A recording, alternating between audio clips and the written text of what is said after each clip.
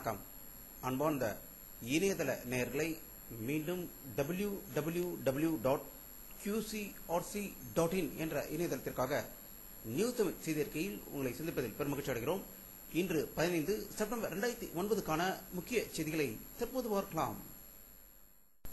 பாரத பிரதமர் மன்மோகன் சிங் அவர்கள் டெல்லியில் மாநிலங்களில் உள்ள போலீஸ் உயர் அதிகாரிகளின் மாநாட்டில் பேசுகையில் உள்நாட்டு பாதுகாப்பிற்கு நக்சல் தீவிரவாதிகளின் மிக பெரும் அச்சுறுத்தல் இருப்பதாகவும் காஷ்மீர் எல்லைப் பகுதி வழியாக பாகிஸ்தான் தீவிரவாதிகள் நாட்டுக்குள் ஊடுருவி வருவதாகவும் அவர் செய்தி வெளியிட்டதாக டெல்லியிலிருந்து தகவல்கள் வெளிவந்து கொண்டிருக்கிறது.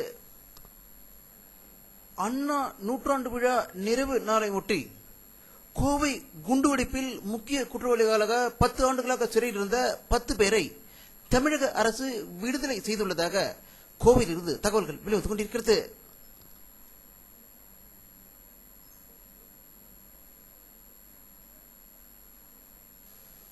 பேரறிஞர் அண்ணாவின் 101வது பிறந்த தினம் தமிழக முழுவதும் சிறப்பாக நடைபெற்றதாகவும் தமிழக முதல்வர் கருணாநிதி அவர்கள் வல்லூர் கோட்டத்தில் உள்ள பேரறிஞர் அண்ணாவின் சிலைக்கு மலர் தூவி மரியாதை செலுத்தியதாக சென்னையிலிருந்து தகவல்கள் வெளிவந்து கொண்டிருக்கிறது.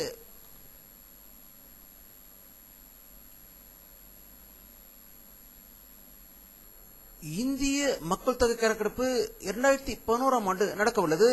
இந்த கணக்கெடுப்பை ஜாதி வாரியாக நடத்த வேண்டும் என்று மத்திய சட்ட மந்திரி வீரப்ப மொய்லி கோரிக்கை விடுத்துள்ளதாகவும் இது தொடர்பாக அவர் பிரதமருக்கு கடிதம் எழுதியுள்ளதாகவும் டெல்லியில் இருந்து தகவல்கள் வெளிவந்து கொண்டிருக்கிறது.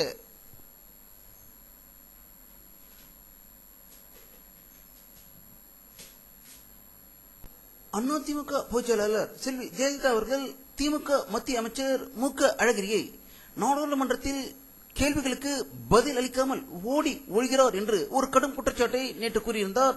அதற்கு பதிலளிக்கும் வகையில் சென்னையில் நடந்த ஒரு விழாவில் கலந்து கொண்ட திரு மு.க. அழகிரி அவர்கள் நிருபர்கள் கேட்ட கேள்விக்கு அவர் பதிலளிக்கையில் மறைந்திருந்து பேசும் மர்மம் என்ன என்று ஜேவுக்கு எதிர்கேள்வி கேட்டிருப்பதாகவும் ஜெயலலிதா தமிழர்களை பற்றியும் தமிழை பற்றியும் அக்கறையாக பேசுவது மிக சந்தோஷமாக இருக்கிறது என்றும் நாடாளுமன்றத்தில் இந்த பிரச்சனை குறித்து தற்போது மனு அளித்துள்ளதாகவும் அது விரைவில் தீர்க்கப்படும் என்று கூறியதாக சென்னையிலிருந்து தகவல்கள் வெளிவந்து கொண்டிருக்கிறது.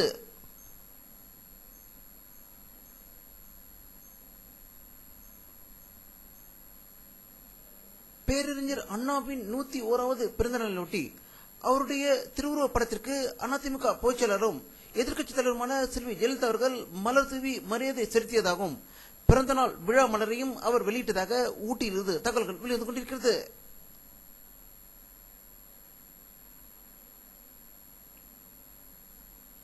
ஆப்கானிஸ்தானிலிருந்து ஆடு மாடு மேய்த்துக் கொண்டு வந்த ஆரிய பார்ப்பனியர்கள் இந்தியாவிலும் தமிழகத்திலும் திராவிட மக்களின் ரத்தத்தை குடித்து அவருடைய சொத்துக்களில் இருந்து வாழ்ந்து கொண்டிருக்கும் ஆரிய பார்ப்பனியருக்கு ஒரு பேரடியை கொடுத்திருக்கிறது சென்னை உயர்நீதிமன்றம். இன்று சென்னை உயர்நீதிமன்றம் அளித்த ஒரு தீர்ப்பில் சிதம்பரம் நடராஜர் கோவிலை அரசு எடுத்தது சரிதான் என்றும் தமிழக அரசு அதை முறையாக செயல்படுத்தும் என்றும் அந்த கோவிலை மேலும் மேம்படுத்துவதற்கு தமிழக அரசிற்கு முழு அதிகாரம் உண்டு என்று கூறியதால் ஆரிய பார்ப்பனிய தீட்சிகர்கள் அதிர்ச்சி அடைந்திருப்பதாகவும் திராவிடர்கள் பட்டாசுகளை வெடித்து கொண்டாடியதாக சிதம்பரத்திலிருந்து தகவல்கள் வெளியிட்டுக் கொண்டிருக்கிறது.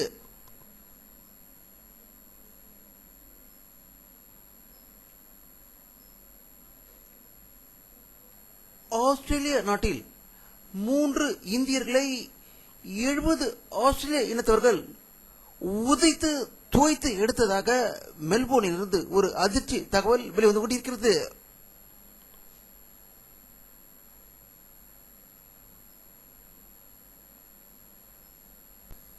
தமிழ் ஈழ நாட்டில் அப்பாவி தமிழர்களை கொன்று குவித்துக் கொண்டிருக்கும் ராஜபக்சே அரசுக்கு கைகூலியாக இலங்கை தூதரகத்துக்கும் கைகூலியாக செயல்பட்டுக் கொண்டிருக்கும் ஆரிய பார்ப்பனிய பத்திரிகைகளை கண்டித்து தமிழகத்தின் முன்னணி பத்திரிகையாளர்கள் இன்று கண்டன தீர்மானம் நடத்தியதாகவும் இந்த கண்டன தீர்மானத்தில் அந்த பத்திரிகைகளுக்கு கடும் எதிர்ப்பு தெரிவித்ததாக சென்னையில் தகவல்கள் வெளிவந்து கொண்டிருக்கிறது.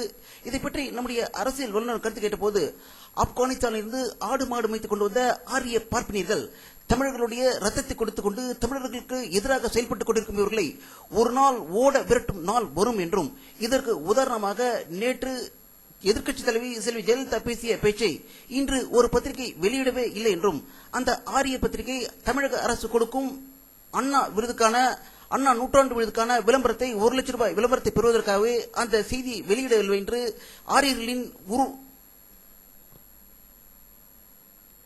ஆரியர்களின் சுயரூபம் இதன் மூலம் தெரிகிறது என்றும், இதேபோல் தற்போது உள்ள திமுக அரசு மாறி வேற அரசு வந்தால் திமுகவுக்கு செய்திகளை வெளியிடாமல் மறைத்து அந்த அரசு வெளியிடும் விளம்பரத்துக்கான பணத்துக்காக அந்த செய்திகளை வெளியிடக்கூடிய தரங்கெட்ட மனிதர்களின் நிலையை நாம் நன்கு உணர்வதற்கு இது ஒரு உதாரணம் என்று வல்லுநர்கள் கருத்து வெளியிட்டிருப்பதாக தகவல்கள் வெளிவந்து கொண்டிருக்கிறது.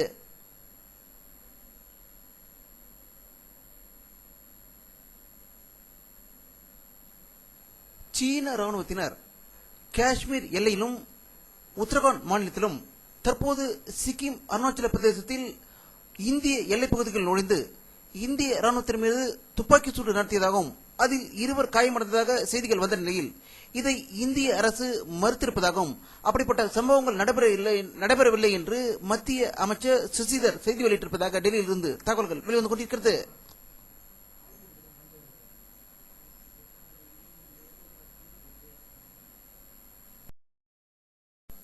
தி இன்டர்நேஷனல் அட்டாமிக் எனர்ஜி ஏஜென்சியின் புதிய தலைவராக வரும் டிசம்பர் 1ஆம் தேதி அன்று ஜப்பானை சேர்ந்த ஒகியோ அமானோவை புதிய தலைவராக தேர்ந்தெடுக்கப்பட்டுள்ளதாக செய்திகள் வெளிவந்து கொண்டிருக்கிறது.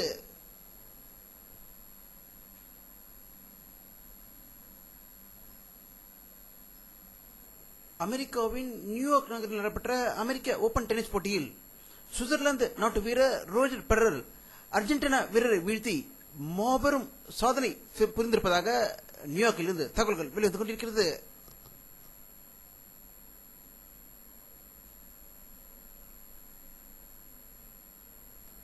வானிலை அறிக்கை 15 செப்டம்பர் 2009 பிற்பகல் 1 மணியில் எடுக்கப்பட்ட முதல் படத்தை தற்போது பார்த்துக் கொண்டிருக்கிறீர்கள். இந்த படத்தில் கேரளா, தமிழகம், கர்நாடகாவில் மேகங்கள் கலைந்து அதிகமாக இருப்பதை காணலாம். இதற்கு அடுத்த படம் பிற்பகல் 4 மணியில் எடுக்கப்பட்டிருக்கிறது. இது தமிழகத்திலும் கேரளா, கர்நாடகாவில் மேகமூட்டங்கள் காணப்படுகின்றன. ஒரு சில இடங்களில் மழை பெய்ததாக தகவல்கள் வெளிவந்து கொண்டிருக்கிறது மற்றும் பகல் நேரங்களில் வெயில் தாக்கம் அதிகமாக இருந்ததாக தகவல்கள் வெளிவந்து கொண்டிருக்கிறது.